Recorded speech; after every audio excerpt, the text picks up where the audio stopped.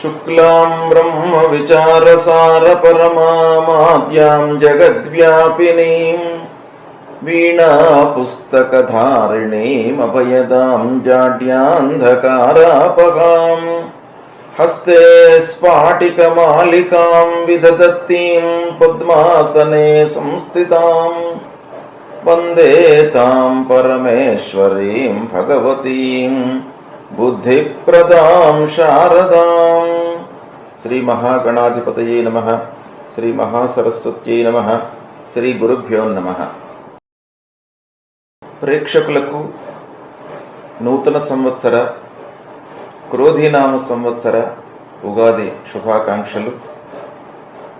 ఈ క్రోధీనామ సంవత్సరంలో రాశి ఫలితాలు ఎలా ఉంటాయి, ద్వాదశ రాశులలో జన్మించినటువంటి వారికి గ్రహ సంచారం మూలకంగా ఎలాంటి ఫలితాలు ఉండబోతున్నాయి అనేటువంటి విషయాన్ని తెలుసుకుందాం. క్రోధీనామ సంవత్సరంలో కుంభరాశి వారికి గోచార ఫలితాలు ఎలా ఉంటాయో తెలుసుకుందాం. అంటే ఈ సంవత్సరంలో క్రోధీనామ సంవత్సరంలో ముఖ్యమైనటువంటి గ్రహాల యొక్క సంచారము ఎలా ఉంది, ఏ ఏ స్థానాలలో ఈ ప్రధానమైనటువంటి గ్రహాలు సంచరిస్తున్నాయి, వాటి మూలకంగా కుంభరాశిలో జన్మించినటువంటి వారికి ఎలాంటి ఫలితాలు ఉంటాయి అనేటువంటి విషయాన్ని తెలుసుకుందాం. ముందుగా ధనిష్ఠ నక్షత్రం 3, 4 పాదములలో జన్మించినటువంటి వాళ్ళు, శతభిష నక్షత్రం 1, 2, 3, 4 పాదములలో జన్మించినటువంటి వాళ్ళు, పూర్వభాద్ర నక్షత్రం 1, 2, 3 పాదములలో జన్మించినటువంటి వాళ్ళందరూ కూడాను కుంభరాశి కిందికి వస్తారు. అంతేకాకుండా గు, గే, గో, సా, సి, సు, సే, సో, ద అనేటువంటి ఈ 9 అక్షరాలతో ప్రారంభమయ్యేటువంటి వ్యవహార నామము కలిగినటువంటి వాళ్ళు కూడాను కుంభరాశి కిందికి వస్తారు. ఇక ఈ కుంభరాశి జాతకులకు ఈ క్రోధీనామ సంవత్సరంలో ఆదాయ వ్యయాలు, రాజపూజ్య రాజావమానాలు ఎలా ఉన్నాయి అనేటువంటి విషయాన్ని తెలుసుకుందాం. ముఖ్యంగా ఈ ఆదాయ వ్యయాలు, రాజపూజ్య రాజావమానాలు స్థూలంగా మనకు రాబడి ఎలా ఉంటుంది, ఖర్చు ఎలా ఉండబోతుంది, దీన్ని మనం ఎలా నియంత్రించుకోవాలి అనేటువంటి విషయాన్ని మనకు తెలియజేస్తుంది. తర్వాత ఈ సంవత్సరంలో ఈ రాశిలో జన్మించినటువంటి వారికి సక్సెస్ రేట్ ఎలా ఉంది, ఫెయిలియర్స్ ఎలా ఉన్నాయి, కీర్తి ప్రతిష్టలు ఎలా ఉన్నాయి, సమాజంలో విమర్శలు అపనిందలు ఎలా ఉన్నాయి అనేటువంటి విషయాన్ని మనకు తెలియజేస్తుంది. అయితే కుంభరాశి వారికి ఆదాయం 14, వ్యయం 14, రెండు సరి సమానంగా ఉన్నాయి. రాబడి ఖర్చు సమానంగా ఉన్నాయి. అయితే ఈ అంకెల మూలకంగా మనకు ఏం తెలుస్తుంది అని అంటే, ఆదాయము వ్యయము సమానంగా ఉన్నప్పుడు మనం ఏం చేయాలి? నష్టం లేదు, ఆదాయము ఖర్చులకు సరిపడా ఉంది. అయితే ఆదాయాన్ని పెంచుకోవడానికి అవకాశాలు ఉంటాయి. ఆదాయం పెంచుకునే మార్గాలను అన్వేషించండి. ఖర్చులను నియంత్రించేటువంటి ప్రయత్నాలు చేయండి. ఈ రెండు చేసినట్టయితే ఆదాయం పెరుగుతుంది, ఖర్చు తగ్గుతుంది. అప్పుడు మనకు భవిష్యత్తు కొరకి కొంత పొదుపు చేసేటువంటి అవకాశాలు ఉంటాయి. దాన్ని దృష్టిలో పెట్టుకొని చేస్తూ ఉండండి పనులు. ఇక రాజపూజ్యం 6 ఉంది, అవమానం 1. అంటే మీకు సమాజంలో గౌరవ మర్యాదలు బాగానే లభిస్తాయి.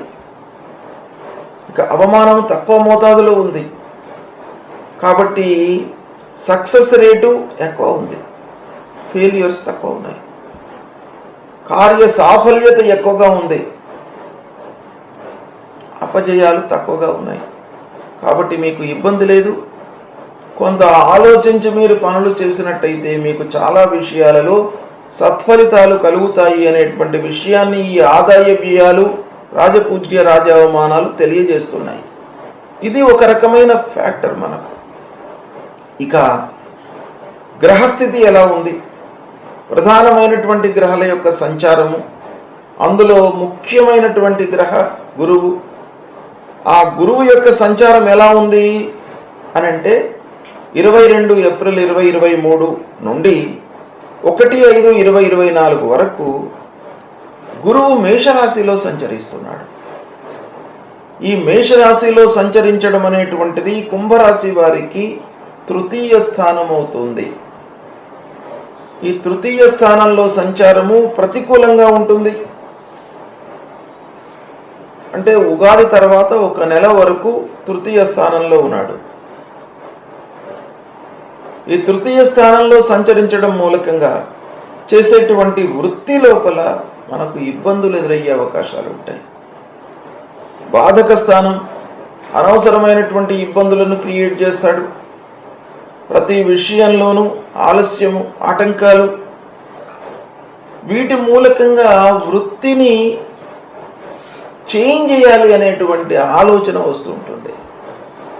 అంటే ఉద్యోగంలో మార్పు కానివ్వండి, వృత్తే ఏకంగా మనం మార్చేసి వేరే వృత్తిలోకి మనం ఎంటర్ కావాలి అనేటువంటి ఒక ఆలోచన కూడాను మీకు ఈ తృతీయ స్థానంలో గురువు సంచరిస్తున్నటువంటి సమయంలో కలిగే అవకాశాలు ఉన్నాయి. ఇక స్నేహితులు, బంధువులతో కలహాలు ఉంటాయి, మనస్పర్ధలు కనుక కొంత జాగ్రత్తగా ఉండండి. వారితో అన్ని విషయాలను చర్చించకుండా ఎంతవరకు అవసరమో అంతవరకే వాళ్ళతో మాట్లాడండి. ఎక్కువగా మాట్లాడినట్టయితే మనకు కలహాలే కనుక మీరు ఎక్కువగా మాట్లాడకండి. తక్కువ మోతాదులో మాట్లాడి పని వెళ్ళ తీసుకోండి. ఇక వృధాశ్రమ తప్పదు. అంటే అనవసరంగా మనము పనులు చేయవలసి వస్తాయి. లాభం ఉండదు, కానీ ఫోర్స్డ్గా మనం పనులు చేయవలసినటువంటి స్థితి ఏర్పడుతుంది. ప్రారంభించినటువంటి పనులలో ఆటంకాలు, ఆలస్యము, ఆర్థిక భారము ఇవన్నీ కూడాను తప్పవు. ఇక స్నేహితులు దూరం అవుతారు. మీకు ఆప్యాయతతో ఉన్నటువంటి స్నేహితులు, అంతకుముందు స్నేహంతో ఉన్నటువంటి ఆత్మీయులు, వీళ్ళందరూ కూడాను కొంచెం దూరం అయ్యేటువంటి అవకాశాలు ఉన్నాయి కనుక దాన్ని మనము నియంత్రించుకోవాలి. ఎందుకంటే మనిషి సంఘజీవి, ఒక్కడు జీవనం కొనసాగించలేడు. సంఘంలో నలుగురి యొక్క ఆప్యాయత, ప్రేమలు అనేటువంటివి ఉన్నట్టయితే వీటి యొక్క జీవన విధానము, జీవన శైలి చాలా సుగమంగా ఉంటుంది. సంతృప్తిగా జీవనాన్ని కొనసాగించేటువంటి అవకాశాలు ఉంటాయి. కనుక స్నేహితులు, బంధువులతో మీరు ఆప్యాయతతో ఉండడానికై ప్రయత్నాలు చేయండి. ఈ 3వ స్థానంలో ఉన్నప్పుడు మనల్ని బాధిస్తాడు. ఇక ఉద్యోగంలో మార్పులు కనబడుతున్నాయి, దానిపై మనస్సు నిలపండి. చేస్తున్నటువంటి ఉద్యోగంలో మనకు ఇబ్బందులు, కొత్త ఉద్యోగం రావడంలో మనకు ఆటంకాలు, అతి కష్టం మీద కొత్త ఉద్యోగంలో చేరినప్పటికీ అక్కడ కూడాను అసంతృప్తిగా ఉండడము, ఇలాంటివన్నీ కూడాను ద్యోతకమవుతున్నాయి. కనుక కొంత జాగ్రత్తగా ఉండండి. అనానుకూల ప్రాంతాలకు ఉద్యోగస్తులకు బదిలీలు ఉండేటువంటి అవకాశాలు ఉన్నాయి. ఇక ఉద్యోగస్తులకు ఆఫీసులో అధికారులతో మనస్పర్ధలు, వైషమ్యాలు సంభవించే అవకాశాలు కూడా కనబడుతున్నాయి. తోటి వారితో మనస్పర్ధలు. ఇలా తృతీయ స్థానంలో గురువు సంచరిస్తున్నటువంటి సమయంలో ప్రతికూలతనే ఉంటుంది. కాబట్టి కొంత జాగ్రత్తగా నిర్ణయాలు తీసుకోవడము మంచిది. ఇక 1/5/2024 తర్వాత ఆ గురు భగవానుడు వృషభ రాశిలోకి ప్రవేశిస్తున్నాడు. వృషభ రాశి ఈ కుంభరాశి వారికి ఏమవుతుంది? అర్ధాష్టమ స్థానం అవుతుంది, 4వ స్థానం అవుతుంది. అంటే 4వ స్థానంలో గురు సంచారం కూడాను ప్రతికూలమే, అన్ని విధాలుగా ఇబ్బంది పెడుతుంది, సౌఖ్యం లేకుండా చేస్తుంది. ఆ గురువు చతుర్థంలో సంచరిస్తున్నటువంటి సమయంలో అంటే మనిషికి అసంతృప్తి అనేటువంటిది బాగా ఉంటుంది. తృప్తి లేకపోవడం, ఏ పని చేసినప్పటికీ కూడాను ఫలితాలు మనకు విభిన్నంగా ఉండడం మూలకంగా అసంతృప్తి. ఒకవేళ పని సమయంలో పూర్తి అయినా కూడాను అనుకున్న మేర లాభాలు రాకపోవడం మూలకంగా అసంతృప్తి. ఇలా భారము పెరిగిపోవడము, అన్ని విధాలుగా అసంతృప్తి మనకు బాగా ఉండేటువంటి అవకాశాలు ఉన్నాయి.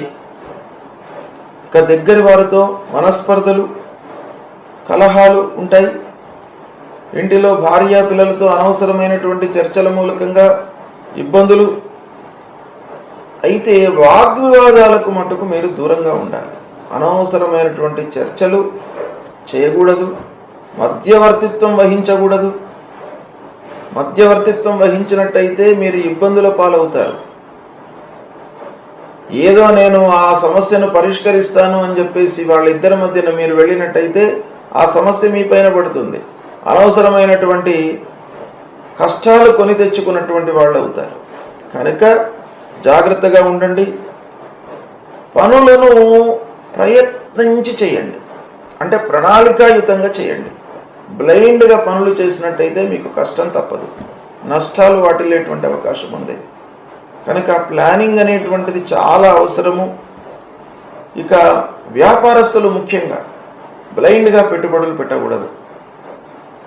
అర్ధాష్టమ గురు నష్టాలను ఇస్తాడు. కనుక మీరు ఒకవేళ అనాలోచితంగా పెట్టుబడులు పెట్టినట్టయితే నష్టము 100% ఉంటుంది. కొంత ఆలోచించి వివేచనాయుక్తంగా మీరు పెట్టుబడులు పెట్టినట్టయితే కొంత దాన్ని కట్ డౌన్ చేసుకునేటువంటి అవకాశాలు ఉన్నాయి. రెక్టిఫై అవుతుంది, కొంత తగ్గించుకునేటువంటి అవకాశాలు ఉంటాయి. కాబట్టి వ్యాపారస్తులు ముఖ్యంగా పెట్టుబడుల విషయంలో జాగ్రత్త వహించాలి. ఇక అనవసరమైనటువంటి విషయాలకు ప్రాధాన్యత ఇచ్చేటువంటి అవకాశాలు ఉంటాయి. అర్ధాష్టమ స్థానంలో ఉన్నప్పుడు అనవసరమైనటువంటి విషయాలంటే ఆ విషయంతో మనకు ₹1 కూడాను లాభం ఉండదు, కానీ దాని కొరకై మీరు సమయాన్ని వెచ్చిస్తుంటారు. అటువైపుకు మనస్సు లాగుతుంది. అంటే అనవసరమైనటువంటి విషయాల వైపుకు, నష్టాన్ని కలిగించేటువంటి పనుల వైపుకు ఈ అర్ధాష్టమ గురువు మనను తీసుకువెళ్తాడు. మన మనస్సు అటువైపే వెళ్తుంటుంది. కనుక మనం ఏం చేయాలి? కట్టడి చేసుకోవాలి. ముందు మనము మనస్సును, శరీరాన్ని, మనం చేసేటువంటి పనులను కట్టడి చేసుకోవాలి. చేసుకున్నట్టయితే మీకు ఇబ్బందుల నుండి కొంతవరకు దూరంగా ఉంటారు.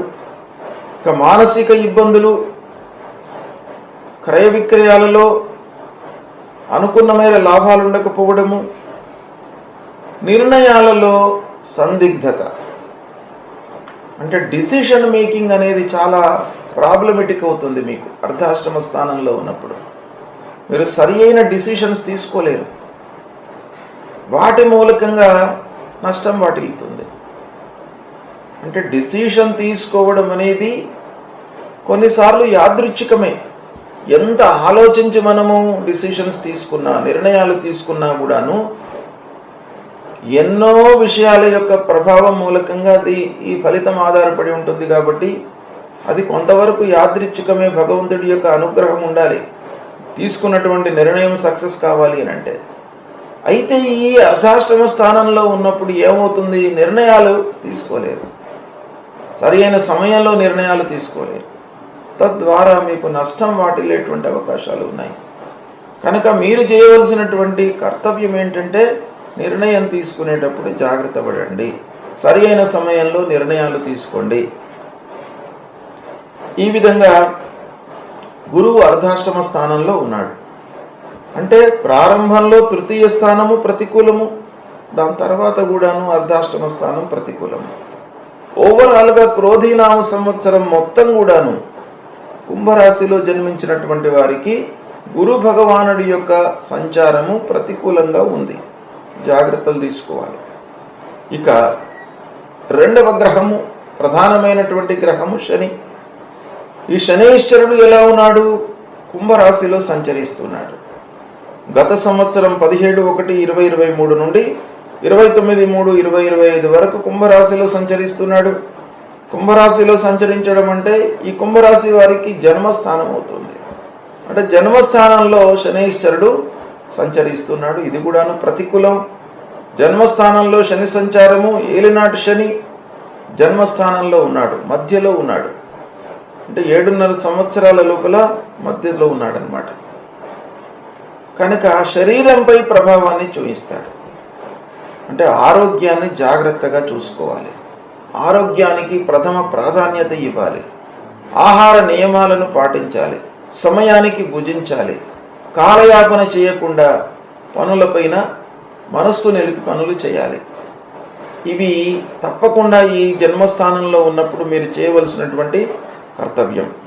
ఇక ప్రయాణాల మూలకంగా అనారోగ్యం సంభవించే అవకాశాలు ఉన్నాయి.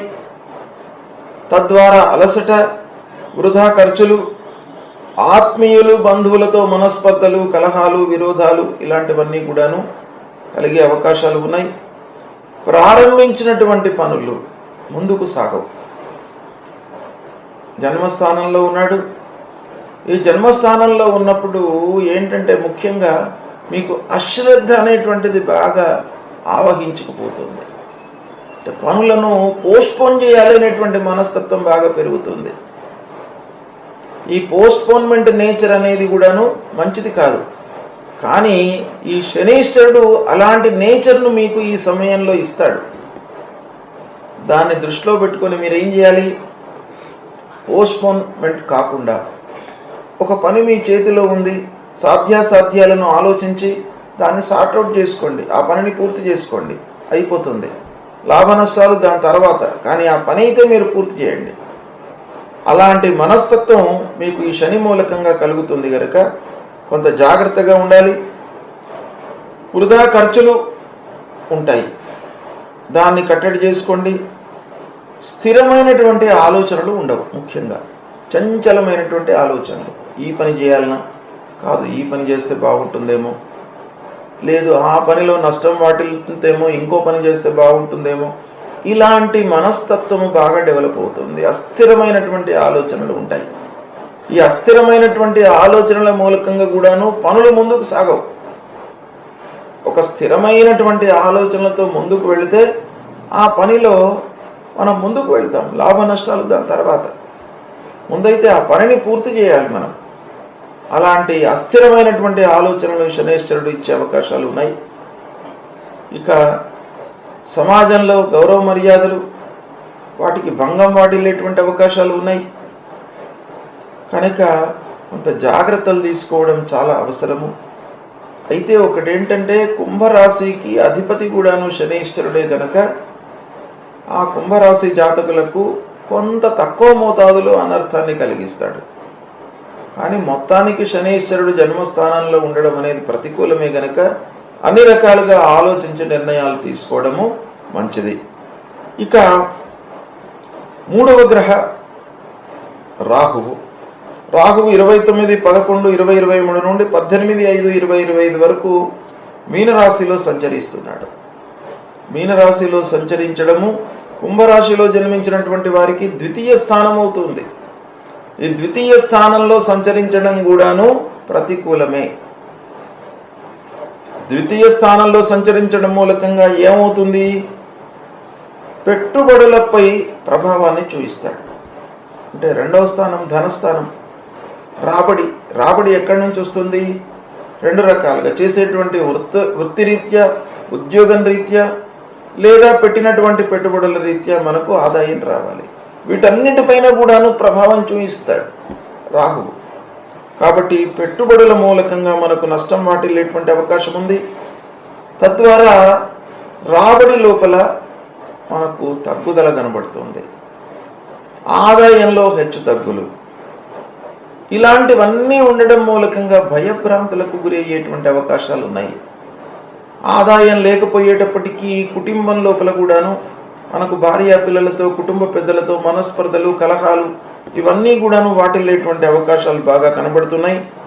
అనవసరమైనటువంటి ప్రయాణాల మూలకంగా అలసట, అసంతృప్తి, అశ్రద్ధతో పనులు చేస్తారు. ముఖ్యంగా ఇది చాలా అనర్థం. లాభ నష్టాలు ఎలా ఉన్నప్పటికీ మీరు మనస్సు నిలిపి పనులు చేయడం అనేటువంటిది మానవ కర్తవ్యం గనక అది తప్పకుండా చేయాలి. ఈ విధంగా రెండవ స్థానంలో రాహు సంచరించడము ప్రతికూలం. సరే, కేతువు ఎలా ఉన్నాడు అనంటే 29 నవంబర్ 2023 నుండి 18 మే 2025 వరకు కన్యా రాశిలో సంచరిస్తున్నాడు. ఈ కన్యా రాశిలో కేతువు సంచరించడము కుంభరాశి జాతకులకి అష్టమ స్థానం అవుతుంది. అంటే అష్టమ స్థానంలో కేతువు ఉన్నాడు. కేతువు కూడాను ప్రతికూలంగా సంచరిస్తున్నాడు. అష్టమ స్థానంలో కేతువు మూలకంగా మతి మరుపు పెరుగుతుంది. మీరు డ్రైవింగ్ చేస్తున్నప్పుడు చాలా జాగ్రత్తగా ఉండాలి. ప్రయాణాలలో జాగ్రత్తగా ఉండాలి. అనవసరమైనటువంటి ప్రయాణాలు చేయకండి. ఇంపార్టెంట్ వస్తువులను, విలువైనటువంటి వస్తువులను కోల్పోయేటువంటి అవకాశాలు ఉంటాయి. మతిమరుపు మూలకంగా ఎక్కడనో ఒక వస్తువు పెడతారు, మర్చిపోతారు, అది మళ్ళీ తస్కరించబడుతుంది. ఇలాంటి అవకాశాలు ఉంటాయి కాబట్టి కొంత జాగ్రత్తగా ఉండండి. ప్రాధాన్యత లేనటువంటి విషయాలను మీరు ఆలోచించే అవకాశాలు బాగా ఉంటాయి. అప్రధానమైనటువంటి విషయాలు, వాటి గురించి చర్చిస్తుంటారు, ఆలోచిస్తుంటారు. అది అవసరమే ఉండదు ఆ విషయం, కానీ దాని కొరకై టైం వేస్ట్ చేస్తారు. ఇలాంటివన్నీ కూడాను అష్టమ స్థానంలో కేతువు సంచరిస్తున్న సమయంలో జరిగే అవకాశాలు ఉన్నాయి కాబట్టి జాగ్రత్తగా ఉండండి.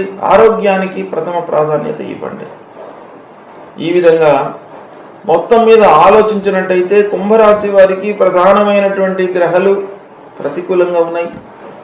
గురు, శని, రాహువు, కేతువు, ఈ 4 ప్రధానమైనటువంటి గ్రహాలు ప్రతికూలంగా ఉన్నాయి. ముఖ్యంగా గురువు నిమిత్తమై మీరు పరిహారం చేసుకోండి. 3వ స్థానము, 4వ స్థానం వరుసగా ఈ రెండు స్థానాలు కూడాను ప్రతికూలమే. అంటే గురు సంచారం ప్రతికూలంగా ఉంది కనుక ప్రతినిత్యం కూడాను దేవాలయానికి వెళ్ళండి. సద్గురువులను సందర్శించుకోండి. మాతాపితృవులను సేవించండి. గోమాతను సేవించండి.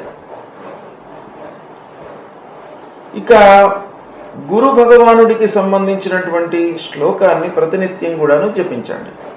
దేవానాంచ ఋషీణాంచ గురుం కాంచన సన్నిభం వందనీయం త్రిలోకానాం తం నమామి బృహస్పతి. ఈ శ్లోకాన్ని ప్రతినిత్యం 16 సార్లు జపించండి. ప్రతి గురువారం మీరు గోమాతను సేవించండి. గోమాతకు శనిగలు నానబెట్టినవి తినిపించండి. తింటున్నటువంటి సమయంలో 3 ప్రదక్షిణాలు చేయండి. శనిగలు, పసుపచ్చ వస్త్రము దానం ఇవ్వండి. పుష్యరాగాన్ని ధరించండి. ఈ విధంగా చేసినట్టయితే గురువు యొక్క అనుగ్రహం మీకు లభిస్తుంది. ఇక శనైశ్వరుడు ఏల్నాటి శని జన్మస్థానంలో ఉన్నాడు. ఆరోగ్యంపై ప్రభావాన్ని చూపిస్తాడు. ప్రయాణాల మూలకంగా ఇబ్బందులు, అనుకోని సంఘటనలు జరిగేటువంటి అవకాశాలు ఉంటాయి కనుక శనైశ్వరుడి నిమిత్తమై నల్లటి నువ్వులు, నల్లని వస్త్రము దానం ఇవ్వండి. శనైశ్వరుడి యొక్క విగ్రహం పైన నల్లని నువ్వులతో చేసినటువంటి నూనె పోసి శనైశ్వరుడి భగవానుడికి 3 ప్రదక్షిణాలు చేసుకొని కాళ్ళు కట్టుకోండి. తర్వాత ఆంజనేయ స్వామి దేవాలయానికి వెళ్ళండి. ఆంజనేయ స్వామి దేవాలయానికి వెళ్ళి 3 ప్రదక్షిణాలు చేయండి. ప్రదక్షిణాలు చేస్తున్నటువంటి సమయంలో మనోజవం మారుతతుల్య వేగం జితేంద్రియం బుద్ధిమతాం వరిష్టం వాతాత్మజం వానరయూత ముఖ్యం శ్రీరామదూతం శిరసా నమామి అనేటువంటి ఈ ప్రార్థనా శ్లోకాన్ని చదువుతూ 3 ప్రదక్షిణాలు చేయండి. మనస్సు నిలపండి భగవంతుడి పైన. ఆ ఆంజనేయ స్వామి మీకు ధైర్యాన్ని ఇస్తాడు. ఇక ప్రతినిత్యం కూడాను శనైశ్వరుడికి సంబంధించినటువంటి మూలమంత్రాన్ని చదువుకోండి. నీలాంజన సమాభాసం రవిపుత్రం యమాగ్రజం ఛాయా మార్తాండ సంభూతం తన్నమామి శనైశ్వరం అనేటువంటి ఈ మూలమంత్రాన్ని చదువుకోండి. హనుమాన్ చాలీసా పారాయణం చేయండి. ఇవి చేసినట్టయితే శని భగవానుడు అనుగ్రహిస్తాడు.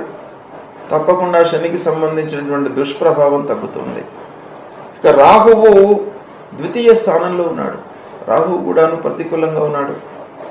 రాహువు నిమిత్తమై మినుములు, నీలి వస్త్రము దానం ఇవ్వండి.